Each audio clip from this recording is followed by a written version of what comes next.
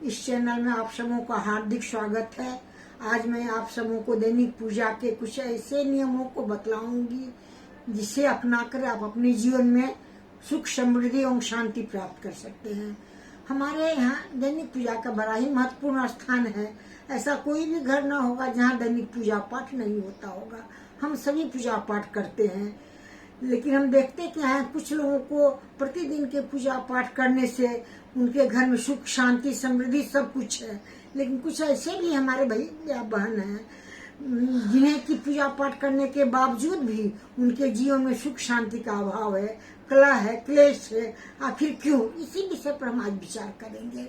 कुछ छोटी छोटी ऐसी गलतियां हैं जिस पर हम ध्यान नहीं देते हैं और पूजा तो बहुत मन से करते हैं। तो हमें उन गलतियों पर ध्यान देना है ताकि हमारे जीवन में भी पूजा पाठ का पॉजिटिव रिजल्ट हमें प्राप्त हो सके। तो सर्वप्रथम हमें इस बात पर ध्यान देना है हमारा पूजा का स्थान कहाँ हो। तो पूजा के स्थान के लिए सर्वश्रेष्ठ होता है ईशान कोण। पूर्व और उत्तर के कोण को हम ईशान कोण कहते हैं। तो ईशान कोण में ही प्रति मंदिर स्थापित करना चाहिए, पूजा का मंदिर स्थापित करना चाहिए। अगर भगवान के लिए आप एक छोटा सा भी रूम निकाल सकते हैं तो बहुत अच्छा है। अगर रूम का अभाव या एक रूम उनके लिए नहीं निकाल सकते हैं आप, तो किसी भी रूम में पूर्व और उत्तर के कोना को आप भगवान के निकालिए, वहीं पर मंदिर स्थापित कीजिए। और पूजा का मंदिर है तो पूजा से संबंधित सारी सामग्री, जैसे पूजा के लिए फूल, अगरबत्ती है, धूप है, प्रसाद है, घी है, सलाई है, सारी सामग्री, पूजा का बर्तन है, वहाँ पर उपलब्ध होना चाहिए। अब हम क्या करते हैं, दूसरी बात कि हमारा मुख्य प्रवेश द्वार जो है, इसका भी हमारे जीवन में बड़ा ही मुख्य स्थान है। प्रवेश द्वार से हमारे घर में सकारात्मक ऊर्जा का प्रवेश होता है। तो हमें प्रवेश द्वार ऐसा रखना चाहिए ताकि हमारे घर में सकारात्मक ऊर्जा आती रहे। इसके लिए हम क्या करते हैं, अपने घर के मुख्य द्वार में दाहिने तरफ एक कलश स्थापित करते हैं। उसमें सिंदूर लगा के जल दे देते हैं, छिका दे देते हैं और प्रतिदिन सवेरे उठ करके उस जल को हम बाहर की ओर छिड़क देते हैं और फिर उसमें जल भर करके रख देते हैं। इससे हमारे घर में सकारात्मक ऊर्जा का प्रवेश होता है और उधर से घर के लक्ष्मी का भी आगमन होता है। अब देखिए, हम सो करके उठते हैं, उस समय से हमारा दिनचर्या शुरू हो जाता है। तो हम सभी चाहते हैं हमारा दिन जो है सुख में बीते, शांति से बीते, किसी तरह का किसी से कोई परेशानी ना हो, झंझट नहीं हो। इसके लिए हमें क्या करना चाहिए, सर्वप्रथम अपने हाथ का दर्शन करना चाहिए इस मंत्र को पढ़ते हुए। कराग्रे वस्ते लक्ष्मी, कर मध्य सरस्वती, कर मूले तु गोविंदा, प्रभाते कर दर्शनम। यानी हमारे हाथ के अग्रभाग में लक्ष्मी का, मध्य में सरस्वती का और मूल में विष्णु का निवास है। और हाथ के दर्शन करने समय सब तरह की सुख, समृद्धि, शांति प्राप्त होती है। इसलिए हमें हाथ का दर्शन करना चाहिए। फिर हम धरती माता पर पांव देते हैं, उनसे भी क्षमा याचना करना चाहिए। उसके बाद हम क्रिया से निवृत्त होकर के अपने पूजा घर में आते हैं, पूजा के बर्तन को साफ सुथरा करते हैं कि पूजा के लिए स्वच्छता का बहुत ही महत्व है। पूजा घर में किसी तरह कूड़ा, कचरा, गंदगी नहीं रहना चाहिए। पूजा घर को हमको बिल्कुल साफ सुथरा रखना चाहिए। चाहे भगवान का आसन हो, चाहे पूजा का घर हो, चाहे पूजा का बर्तन हो, चाहे पूजा का सामग्री हो, सब कुछ में सफाई का बहुत ही महत्व है। पूजा घर साफ सुथरा, बर्तन वगैरह साफ करने के बाद हम स्नान वगैरह करके स्वच्छ वस्त्र पहन करके हम पूजा घर में आसन बिछाकर बैठते हैं और सर्वप्रथम हम तांबे के लोटे में जल भर करके उसमें फूल और चंदन डाल करके सूर्य भगवान को अर्घ देते हैं। सूर्य भगवान जो है वो हमारे प्रत्यक्ष देवता हैं, अतः हम उन्हें अर्घ देना चाहिए, क्योंकि उनको अर्घ देने से क्या होता है, हमारे जीवन में सुख समृद्धि तो आती ही, साथ साथ उनकी रश्मि जो है उसमें रोग को हरने का बहुत क्षमता है।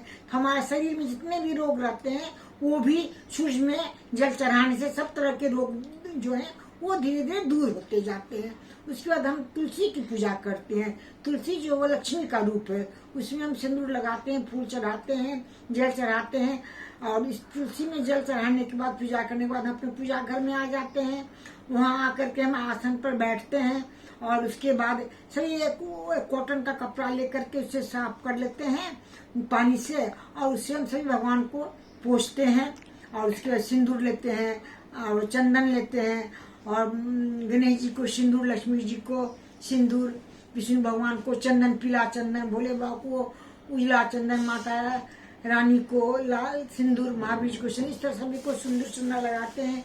सबको फूल अच्छा चढ़ाते हैं, गणेश जी को फूल चढ़ाते हैं, दुर्वा चढ़ाते हैं, लक्ष्मी जी को पीला फूल चढ़ाते हैं, विष्णु भगवान को पीला फूल, भोले बाबा को उजला फूल, इस तरह सभी देवी देवताओं को फूल चढ़ाते हैं।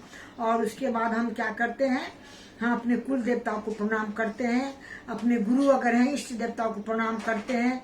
और उसके बाद हम एक घी का दीपक जला देते हैं, और प्रसाद भी भगवान का आगे में हम चढ़ाते हैं। कुछ देवी देवताओं को तुलसी चढ़ता है, कुछ को नहीं। जैसे भोला बाबा को तुलसी नहीं चढ़ाया जाता है, गणेश जी को तुलसी नहीं चढ़ाया जाता है, और विष्णु भगवान को तुलसी चढ़ाया जाता है। इस तरह हम प्रसाद में, विष्णु भगवान के प्रसाद में तुलसी डालते हैं, गणेश जी के प्रसाद में तुलसी नहीं डालते हैं।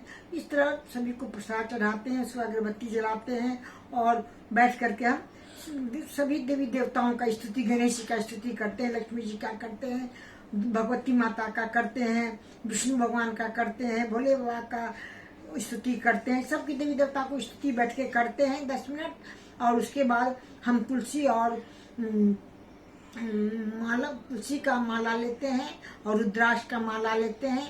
इस माला से हम बैठ करके गणेश जी का मंत्र गम गणपति नमः एक माला यानी 108 बार जाप करते हैं।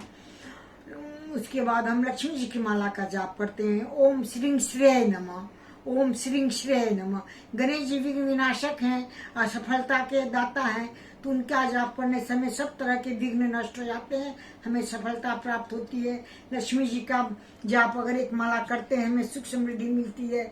फिर दुर्गा माता का बीज मंत्र का ओम ऐं ह्रीं क्लीं चामुंडाय विच्चे एक माला का जाप करते हैं, विष्णु भगवान का जाप करते हैं, भोले बाबा को ओम नमः शिवाय, इन देवी देवताओं को माला से जाप करते हैं। माला के जाप में भी हमें इस बात पर विशेष ध्यान देना है कि जाप अगर मानसिक हो तो वो ज्यादा फलदायी है। जाप तो जैसे बोल के नहीं करना चाहिए, हमारे मुंह से आवाज बिल्कुल नहीं निकालना चाहिए। जैसे हम बोलते हैं ओम ऐं ह्रीं क्लीं चामुंडाय विच्चे, तो इसका जप में मानसिक होना चाहिए, बिल्कुल शांतित होकर के, एकाग्र होकर के मानसिक जाप हम करते हैं, उसका अधिक फल होता है।